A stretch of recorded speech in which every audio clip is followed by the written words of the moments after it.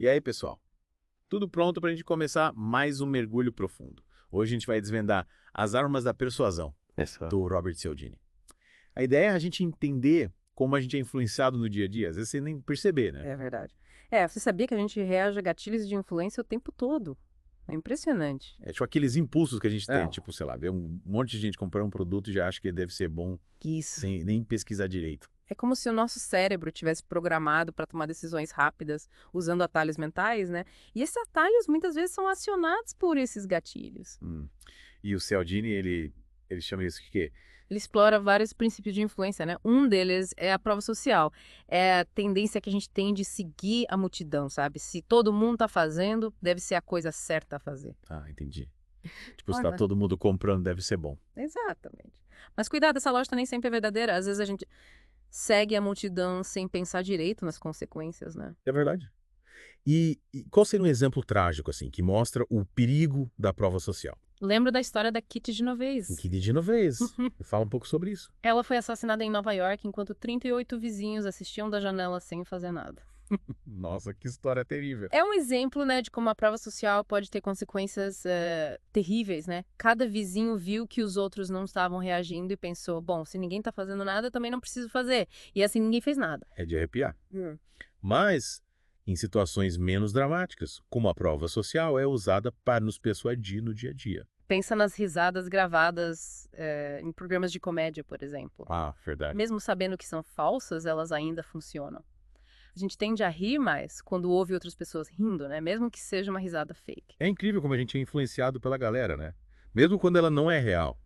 Mas me diz, como é que a gente se blinda contra essa armadilha da prova social? A chave é questionar essa sabedoria da multidão, sabe? Tomar decisões com base em nossas próprias informações e valores. Não se deixar levar pela onda só porque todo mundo tá indo naquela direção. Boa. É importante ter esse senso crítico. Mas e quando a gente é fisgado pelo charme de alguém? É aí que entra a afeição, certo? Exatamente. A gente é mais facilmente persuadido por pessoas que a gente gosta, né? Sejam elas atraentes, simpáticas ou que compartilhem nossos valores. Pensa nas festas da Tupperware, por exemplo. Entendi. A gente compra mais da amiga do que da vendedora, porque tem uma relação de afeto ali, né? Perfeito. A anfitriã ganha com as vendas e as convidadas querem agradar a amiga, se sentirem parte do grupo. É a afeição sendo usada como ferramenta de vendas. Que esperteza.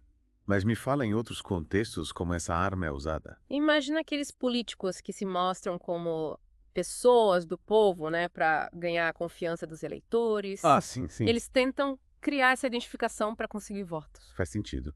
Mas como a gente se protege dessa influência da afeição? É importante ter em mente que a afeição pode sim influenciar as nossas decisões. Tente avaliar as ofertas de forma racional, separando a emoção da razão. Manter a cabeça fria é essencial. Mas e quando a gente simplesmente obedece a ordens, sabe? Sem questionar, a gente encena a autoridade, né? Sim.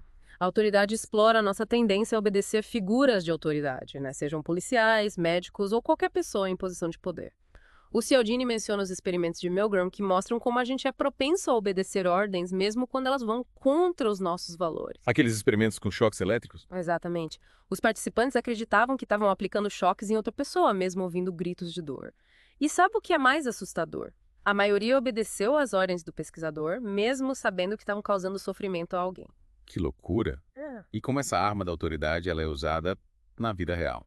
Teve um estudo que mostrou enfermeiros obedecendo a ordem de um médico para administrar um medicamento em dose perigosa. Mesmo sabendo que a dosagem estava errada, a autoridade do médico foi tão forte que eles simplesmente obedeceram, colocando a vida do paciente em risco. Meu Deus, que perigo! E como a gente escapa dessa armadilha da autoridade? A gente precisa questionar a autoridade, principalmente quando ela pede algo que vai contra os nossos princípios, né? Ou que coloca alguém em risco, tem a coragem de dizer não, mesmo diante da autoridade. Verdade, é importante ter essa coragem. E quando a gente se apaixona por algo que é raro, difícil de conseguir, aí entra a escassez, né? Exatamente. A gente tende a dar mais valor a coisas que são raras, limitadas ou difíceis de obter. É o famoso, o que é raro é caro. Essa, tipo, quando a gente vê uma promoção por tempo limitado e corre para comprar, mesmo sem precisar do produto. Isso aí.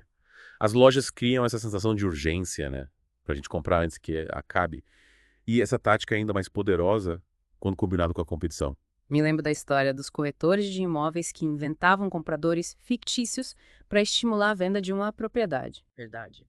Eles diziam que tinha outros interessados na casa, que era preciso fazer uma oferta rápida para não perder a oportunidade. A escassez e a competição juntas, né? São uma fórmula infalível para compras impulsivas. A gente tem que ficar esperto para não cair nessa. Mas falando em cair em armadilha, o Cialdini conta aquela história do casal que decidiu visitar um templo mórmon em Los Angeles, né? Sim, sim. Eles nunca tiveram interesse em visitar o templo, mas mudaram de ideia quando souberam que o setor restrito seria fechado para reformas em breve. O que antes era sem graça, de repente ficou interessante, né?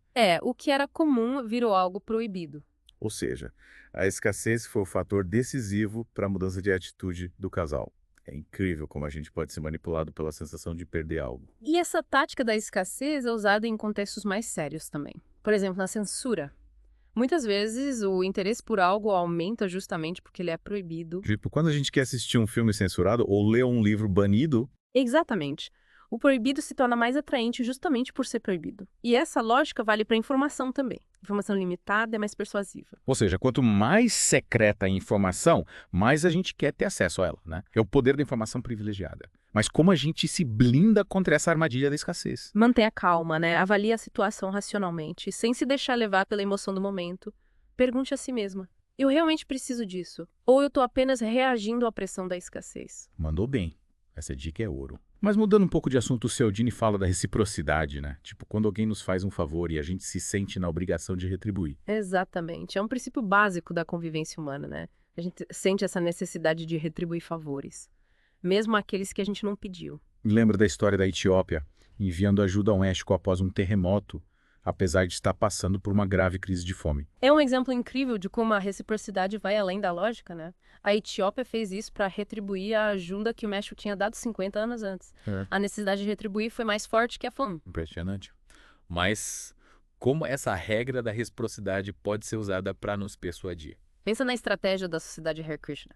Eles abordavam pessoas nas ruas oferecendo flores ou livros, e aí muita gente se sentia na obrigação de dar uma doação em troca. Mesmo sem querer o presente. Mesmo sem querer, a gente se sente meio na obrigação de retribuir, né? Mesmo quando não pediu nada. E com o tempo as pessoas aprenderam a lidar com essa tática. E como elas fizeram isso?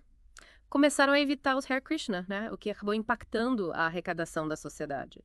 Mas a reciprocidade não se limita a pequenos favores. Políticos usam o tempo todo trocando favores, formando alianças. É o famoso toma lá da cá da política. Exatamente. Assim, como a gente se blinda contra essa manipulação da reciprocidade? Reconheça a tática. Não se sinta pressionado a retribuir uma concessão se você não concordar com o pedido original, né? Lembre-se que você tem o direito de dizer não sem se sentir culpado. perfeito, valeu pela dica. E quando a gente se sente preso a uma decisão que tomou no passado, sabe, mesmo sabendo que não é a melhor opção, aí entra em cena o compromisso e consistência, certo? Exatamente. Essa arma explora a nossa necessidade de sermos vistos como pessoas coerentes, né? Que agem de acordo com as suas decisões. E como essa necessidade de coerência pode ser usada contra nós? O Cialdini dá o exemplo das empresas de brinquedos que lançam campanhas de produtos especiais antes do Natal, Sei. mas enviam quantidades insuficientes para as lojas. Ah, a tática do produto esgotado. Já passei por isso com meus filhos. As crianças veem os anúncios, né? Pedem o brinquedo, os pais prometem comprar. Aí, quando chegam na loja, o produto está esgotado. Frustradas, as crianças acabam ganhando outros brinquedos. E depois do Natal, o produto especial volta magicamente para as lojas. Aí, os pais, se sentindo pressionados a cumprir a promessa, acabam comprando o brinquedo, mesmo que ele já não seja tão desejado. É uma jogada para aumentar as vendas, né? Que esperteza. Mas me fala em outros contextos, como essa arma da persuasão é usada? Um exemplo clássico é a técnica do pé na porta. Um pequeno compromisso inicial abre caminho para compromissos maiores no futuro. Tipo quando a gente assina uma petição sobre um tema que nos interessa Isso. e depois somos convidados a fazer uma doação para a causa. Exatamente. Teve um estudo em que pesquisadores convenceram moradores a instalar placas enormes e feias nos seus jardins, pedindo prudência no trânsito. Eles começaram pedindo aos moradores que assinassem uma petição. Um pedido pequeno, inofensivo. 2 semanas depois, voltaram pedindo para que instalassem as placas. As pessoas toparam. Muitos que tinham assinado a petição acabaram concordando em instalar as placas. Mesmo sendo algo bem mais invasivo, né? Eles já tinham se comprometido com a causa e queriam ser coerentes com a sua decisão anterior. Impressionante como um pequeno compromisso pode nos levar a tomar decisões maiores depois. Essa arma da persuasão também foi usada em contextos mais extremos. Sim. O Cialdini descreve como os chineses usaram essa técnica para obter confissões de prisioneiros americanos durante a Guerra da Coreia. Nossa. Eles começavam com pedidos pequenos, como escrever frases com viés pró-comunista. Depois os pedidos ficavam mais desafiadores, né, como escrever ensaios criticando os Eiwei ou delatando colegas. E os prisioneiros cediam? Muitos colaboraram, pois já tinham se comprometido com pequenas ações e queriam ser coerentes com as suas atitudes anteriores. É assustador como essa tática pode manipular pessoas em situações extremas. Como a gente se protege dessa arma da persuasão? Esteja atento à técnica do pé na porta, né? E evite assumir compromissos, por menores que sejam, se você não estiver totalmente convencido da causa ou do pedido.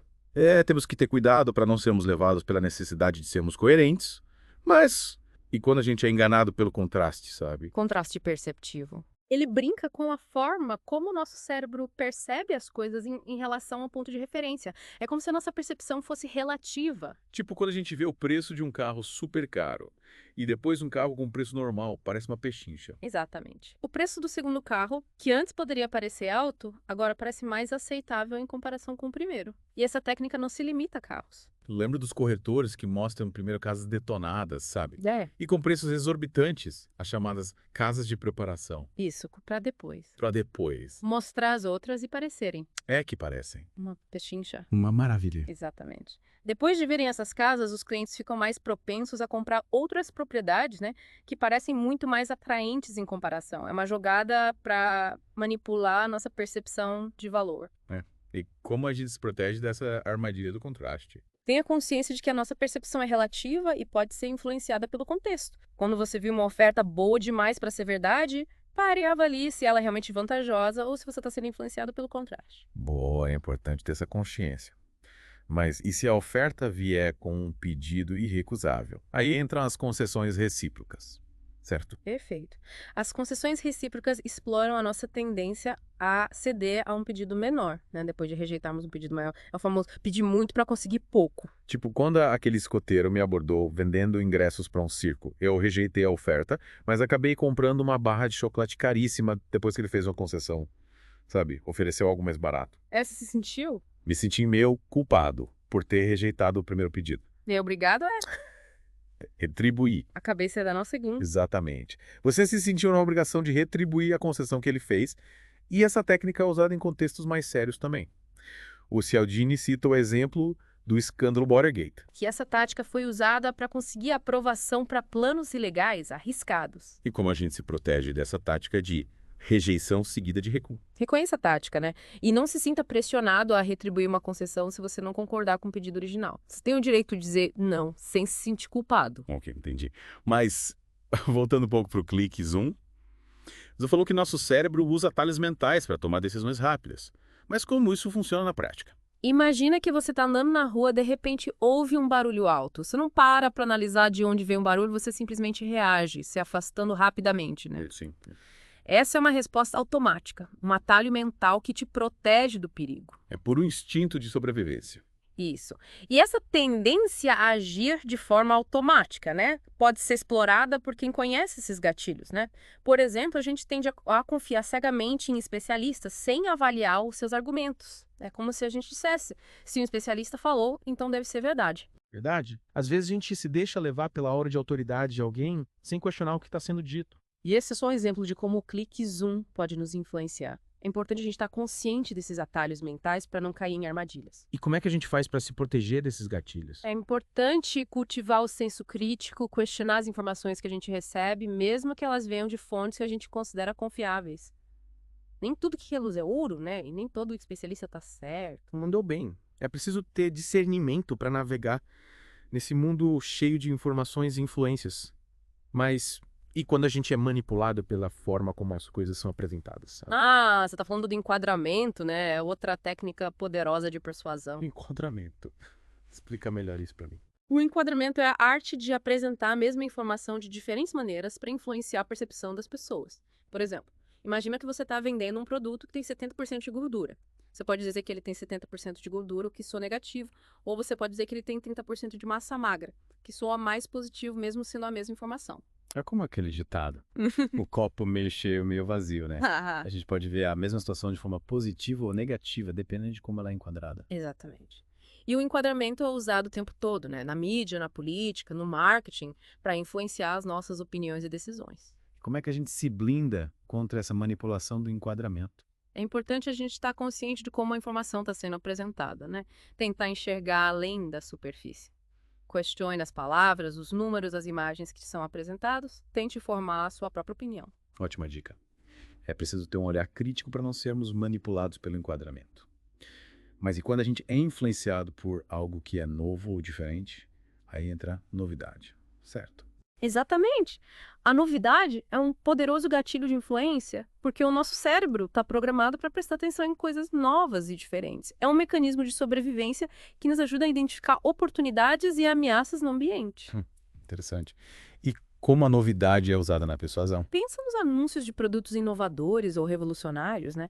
Muitas vezes a novidade é apenas um chamariz para nos fazer comprar algo que a gente não precisa. É verdade, a gente se deixa levar pela empolgação do novo e acaba gastando dinheiro com coisas que depois nem usa. E a novidade também pode ser usada para nos fazer mudar de opinião sobre algo. Por exemplo, se você está acostumado a usar um determinado produto, de repente surge um produto novo e melhorado. Você pode se sentir tentado a experimentar o novo, mesmo que o antigo estivesse te atendendo perfeitamente. Faz sentido. A novidade desperta a nossa curiosidade, né? E nos faz querer experimentar coisas novas. E como a gente se protege da influência da novidade? É importante não se deixar levar pela empolgação no momento. Analisar criticamente se a novidade realmente traz algum benefício real. Se pergunte, eu realmente preciso disso? Ou eu estou apenas sendo seduzido pela novidade? Ótima dica. É preciso ter discernimento para não sermos manipulados pela novidade. Mas, e quando a gente é influenciado pela urgência, sabe? Corre que tá acabando. A urgência é outro gatilho poderoso, né? Porque ela nos faz agir de forma impulsiva sem pensar direito nas consequências. Tipo quando a gente vê uma promoção imperdível que termina hoje e corre para comprar, mesmo sem ter certeza se precisa do produto. Exatamente. A urgência coloca a gente num estado de alerta. Como se a gente estivesse em perigo, sabe? E a gente precisa tomar decisões rápidas para evitar perder a oportunidade. E a gente age por impulso e depois pode se arrepender. E a urgência também é usada em outras situações, como em campanhas de arrecadação de fundos para causas urgentes. Tipo quando a gente vê um anúncio de uma ONG pedindo doações para ajudar vítimas de um desastre natural. Exatamente. A urgência faz a gente sentir que precisa agir imediatamente para ajudar, né? E isso pode nos levar a doar dinheiro sem pensar direito se a causa é realmente confiável. E como é que a gente se protege da manipulação da urgência? Respira fundo, né? Acalme-se e analise a situação com calma. Se pergunte, eu realmente preciso tomar essa decisão agora ou eu posso esperar um pouco para pensar melhor? Ótima dica. A gente precisa evitar tomar decisões precipitadas quando está sob pressão, mas e quando a gente é influenciado pelo medo? O medo é um dos gatilhos mais poderosos de influência, né? Porque ele coloca a gente num estado de alerta máximo e a gente busca proteção a qualquer custo. Tipo, quando a gente vê um anúncio de um sistema de segurança que mostra imagens de assaltos e nos faz sentir medo de sermos vítimas de um crime. Exatamente. O medo faz a gente acreditar que precisa do produto para se proteger, né? Mesmo que a probabilidade da gente ser vítima de um crime seja baixa. É verdade. O medo nos faz agir de forma irracional e tomar decisões que a gente não tomaria em outras circunstâncias. E o medo também é usado em campanhas políticas, né? Para nos fazer votar em candidatos que prometem nos proteger de ameaças, sejam elas reais ou imaginárias. Tipo quando um candidato explora o medo da violência para ganhar votos. Exatamente. O medo faz a gente acreditar que precisa de um líder forte para nos proteger, mesmo que esse líder seja autoritário e repressivo. E como é que a gente se protege da manipulação do medo? Questione as informações que te são apresentadas. Procure outras fontes para ter uma visão mais completa da situação. Não se deixe levar pelo medo irracional. Pense criticamente antes de tomar qualquer decisão. Não andou bem. É preciso ter coragem para enfrentar o medo e não se deixar manipular por ele. Mas e quando a gente é influenciado pela culpa? Eu devia ter feito isso, eu podia ter ajudado. Minha culpa é um gatilho poderoso, né? Que nos faz sentir mal por algo que a gente fez ou deixou de fazer. E para aliviar essa sensação de culpa, a gente está disposto a fazer qualquer coisa. Tipo quando a gente vê um anúncio de uma ONG que mostra crianças famintas e nos faz sentir culpados por não estarmos fazendo nada para ajudar. Exatamente. A culpa nos leva a doar dinheiro para onde, mesmo que a gente não tenha certeza se ela é realmente confiável, se o dinheiro vai ser usado da melhor forma. E a culpa também é usada em outros contextos, como em relacionamentos abusivos, né? Sim, o abusador faz a vítima se sentir culpada por tudo que acontece de errado no relacionamento. Isso impede ela de se libertar do abuso. Meu Deus. E como é que a gente se protege da manipulação da culpa? Reconheça que a culpa está sendo usada para te manipular, né? E não ser da pressão. Você não é responsável pelos problemas dos outros e não precisa se sentir culpado por algo que você não fez. É verdade. A gente precisa aprender a se perdoar, se livrar do peso da culpa. Mas, e quando a gente é influenciado pelo desejo de pertencer, de ser aceito pelo grupo? O desejo de pertencer é um gatilho poderoso, né? Que nos faz querer ser aceitos e amados pelos outros. E para isso, a gente está disposto a fazer coisas que normalmente não faria. Tipo, quando a gente compra um produto que todo mundo está usando para se sentir parte do grupo. Exatamente. O desejo de pertencer faz a gente acreditar que precisa ter o produto para ser aceito pelos outros, mesmo que a gente não precise dele ou que ele não seja bom. E o desejo de pertencer também é explorado em seitas e grupos extremistas, né? Sim, as seitas usam o desejo de pertencer para recrutar novos membros, prometendo a eles amor, aceitação e um senso de comunidade. E como a gente se protege da manipulação do desejo de pertencer? Tem os seus próprios valores e princípios e não se deixa levar pela pressão do grupo. Você não precisa ser igual aos outros para ser aceito e amado. É verdade? A gente precisa ser autêntico, se amar em primeiro lugar. Mas e quando a gente é influenciado pelo desejo de ser único, de se destacar? O desejo de ser único é um gatilho poderoso que nos faz querer nos destacar à multidão, ser especial. E para isso, a gente está disposto a pagar mais caro por produtos exclusivos, para fazer coisas que chamem a atenção. Tipo quando a gente compra um carro de luxo para mostrar que é rico e bem-sucedido. Exatamente. O desejo de ser único faz a gente acreditar que precisa ter o produto para ser visto como especial, mesmo que ele não seja tão bom ou que a gente esteja se endividando para comprar. E o desejo de ser único também é explorado no marketing de produtos de nicho, né? Sim, as marcas criam produtos exclusivos para um público específico que quer se sentir diferente e especial. E como a gente se protege da manipulação do desejo de ser único? Reconheça que você já é o único e especial do seu jeito. E não precisa de produtos ou experiências extravagantes para provar isso para os outros. É verdade. A gente precisa se valorizar por quem a gente é e não pelo que a gente tem. Mas e quando a gente é influenciado pelo desejo de ser feliz? O desejo de ser feliz é o gatilho mais poderoso de todos, né? É o que nos move em todas as nossas ações. E para alcançar a felicidade, a gente está disposto a fazer qualquer coisa. Tipo, quando a gente compra um produto que promete nos fazer mais felizes. Exatamente. O desejo de ser feliz faz a gente acreditar que precisa ter o produto para alcançar a felicidade, mesmo que a felicidade seja algo muito mais complexo do que a posse de bens materiais. É verdade. E o desejo de ser feliz também é explorado na indústria do entretenimento, né? Sim, os filmes, as séries, as músicas, eles nos vendem a ilusão de que a felicidade é algo fácil de alcançar. E isso nos faz consumir cada vez mais conteúdo em busca de uma satisfação que nunca chega. E como é que a gente se protege da manipulação do desejo de ser feliz? Busque a felicidade em coisas que realmente importam, né? Seus relacionamentos, as suas paixões, o seu propósito de vida. A felicidade não está à venda. Ela é construída através de escolhas conscientes e de um trabalho interior constante. Que lindo! Essa foi a frase do dia. E com essa mensagem inspiradora, a gente vai encerrando por aqui a primeira parte do nosso mergulho no mundo da persuasão com as armas da persuasão. Na próxima parte, a gente continua explorando as técnicas de influência que o Cialdini apresenta nesse clássico. Até lá. E você já parou para pensar como a gente tende a associar o mensageiro à mensagem? É como se a gente culpasse a pessoa que traz a notícia ruim, mesmo que ela não tenha culpa de nada. Tipo, sei lá, aquele meteorologista que foi xingado na rua por causa de uma onda de calor. Coitado. Exatamente. O Cialdini usa o exemplo dos mensageiros imperiais da antiga Pérsia. Se eles trouxessem boas notícias, eram recebidos como heróis. Mas se trouxessem más notícias, eram executados. Nossa, melhor torcer pro exército para essa vencer sempre, então. Mas falando sério, essa tendência de associar o mensageiro à mensagem ainda existe hoje em dia, né? Mesmo que de forma menos drástica. Com certeza. A gente desconta a frustração em quem está só fazendo o seu trabalho.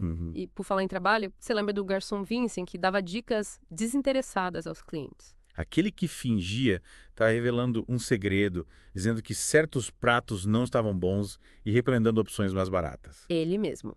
Os clientes se sentiam especiais por receberem aquela dica exclusiva e acabavam confiando no Vincent como um expert em gastronomia. E ele, espertinho, usava essa falsa sinceridade para aumentar as gorjetas e o valor da conta. Manipulação pura. Usava a necessidade de se sentir especial contra os próprios clientes.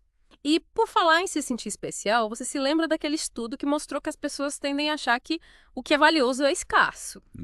O Cialdini fala disso para explicar o poder da escassez. A gente dá mais valor a coisas raras, limitadas ou difíceis de conseguir. É por isso que as lojas anunciam promoções por tempo limitado. Exatamente. Elas criam uma sensação de urgência para que a gente compre o produto antes que ele acabe. E a gente, com medo de perder a oportunidade, acaba comprando, mesmo sem precisar. E essa tática fica ainda mais poderosa quando combinada com a competição, né? Tipo, quando os corretores de imóveis inventam compradores fictícios para estimular a venda de uma propriedade. Verdade. Eles dizem aos clientes que há outros interessados na casa e que é preciso fazer uma oferta rápida. E a gente, com medo de perder para a concorrência, acaba cedendo à pressão. Ou seja, a escassez e a competição juntas são uma bomba para o nosso bolso. Mas, voltando à história do casal que visitou o Templo Mórmon, o que te chamou a atenção nesse caso? O que me fascinou foi como a escassez transformou algo banal em algo desejável. Eles não tinham nenhum interesse em visitar o templo, mas mudaram de ideia quando souberam que o setor restrito seria fechado para reformas. É como se o fato de se tornar proibido aumentasse o valor da experiência, né? A gente quer o que não pode ter. E essa lógica se aplica a várias áreas da vida, inclusive a informação. Estudos mostram que a informação limitada é mais persuasiva do que a informação abundante. Ou seja, quanto mais secreta a informação, mais a gente quer ter acesso a ela. É o poder da informação privilegiada. Exatamente. Mas é preciso ter cuidado para não se deixar levar pela ilusão da exclusividade. Nem sempre o que é escasso é realmente valioso. E por falar em se deixar levar, o Cialdini conta a história daquela jovem estonteante que convenceu um cara a se associar a um clube de vantagens, né? Ela usou várias técnicas de persuasão, como reciprocidade, afeição e compromisso com consistência. Mas qual foi a jogada de mestre dela? Ela conduziu a conversa de forma que o cara se visse como um cara sofisticado e culto. Quando ela finalmente apresentou a oferta do clube, ele se sentiu na obrigação de aceitá-la para ser coerente com a imagem que tinha criado de si mesmo. Ou seja, ela manipulou a autoimagem dele para conseguir o que queria. Que esperteza. Mas essa tática também é usada em outros contextos, né? Com certeza. Pense nos vendedores que nos elogiam para nos convencer a comprar seus produtos. Eles exploram a nossa vaidade para nos levar a tomar decisões que talvez não tomaríamos em outras circunstâncias. A gente tem que ficar atento para não se deixar levar pelos elogios. E o Cialdini também alerta para o perigo da obediência cega à autoridade, né? Sim. Ele usa o exemplo dos pilotos de avião, que às vezes se sentem pressionados a seguir as ordens do comandante, mesmo quando sabem que ele está cometendo um erro. E essa obediência cega pode ter consequências terríveis. É verdade. Já aconteceram vários acidentes aéreos por causa da relutância da tripulação em questionar a autoridade do comandante. É assustador. Por isso, o Cialdini sugere que as empresas criem uma cultura que incentive o questionamento e a comunicação aberta entre os membros da equipe. Ou seja, é preciso criar um ambiente onde as pessoas se sintam à vontade para expressar suas opiniões e dúvidas sem medo de represálias. A segurança deve estar acima da hierarquia. Com certeza. E essa lição vale para qualquer área da vida. A gente deve questionar a autoridade, principalmente quando ela nos pede para fazer algo que vai contra os nossos princípios ou que coloca alguém em risco. Verdade. Mas, voltando ao tema da escassez, você acha que essa arma é mais poderosa em determinadas situações? Sim, o Cialdini menciona que a escassez recém-experimentada é mais poderosa do que a escassez crônica. Ou seja, a gente reage mais intensamente à perda de algo que a gente tinha e perdeu do que à falta de algo que a gente nunca teve. Tipo, sei lá, quando a gente termina um relacionamento e de repente a pessoa que não nos dava valor começa a correr atrás. Exatamente. A escassez desperta o interesse de quem antes era indiferente. É como se a gente só desse valor ao que perde. Parece que o ditado "você só dá valor quando perde" tem um fundo de verdade. Mas e como a gente evita cair nessa armadilha da escassez? A chave é manter a calma e analisar a situação racionalmente. Pergunte-se, por que eu quero isso? É realmente importante para mim ou eu estou apenas reagindo à pressão da escassez? Boa. Essa dica é fundamental. Mas, mudando um pouco de assunto, o Cialdini também fala sobre poder dos rituais de iniciação, né? Sim, ele usa o exemplo das fraternidades universitárias, onde os calouros passam por trotes e humilhações para serem aceitos no grupo. É mesmo? E por que esses rituais, muitas vezes dolorosos e humilhantes, aumentam a coesão e o senso de pertencimento ao grupo? O Cialdini explica que, ao passar por uma experiência difícil para entrar no grupo, as pessoas tendem a valorizá-lo ainda mais. É como se o sofrimento validasse a importância do grupo. E essa lógica também se aplica a outras situações, né? Tipo na educação dos filhos. Exatamente. Uma punição severa pode até funcionar no curto prazo, mas não ensina a criança a internalizar o valor da honestidade, por exemplo.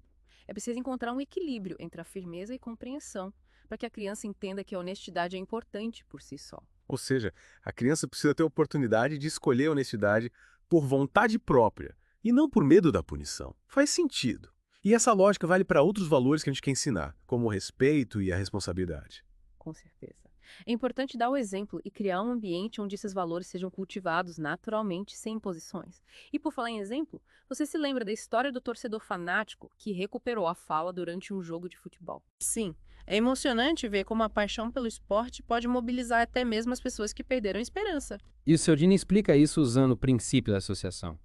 O torcedor se identificava tanto com o time que a vitória ou a derrota do time se tornava uma questão pessoal para ele. Ele se sentia parte do time, como se estivesse em campo. Exatamente. E essa identificação emocional era tão forte que o levou a superar um bloqueio que o impedia de falar por 30 anos. Incrível. É a prova de que a mente humana é capaz de coisas extraordinárias. Mas me fala, qual é a principal lição que a gente tira do livro As Armas da Persuasão? Acho que a principal lição é que a persuasão é uma ferramenta poderosa que pode ser usada para o bem ou para o mal. Cabe a cada um de nós usar essa ferramenta com sabedoria e ética, visando o bem comum e a construção de um mundo mais justo e harmonioso. Concordo plenamente.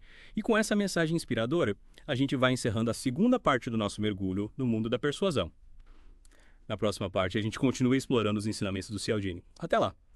E aí voltamos para a última parte do nosso mergulho em As Armas da Persuasão.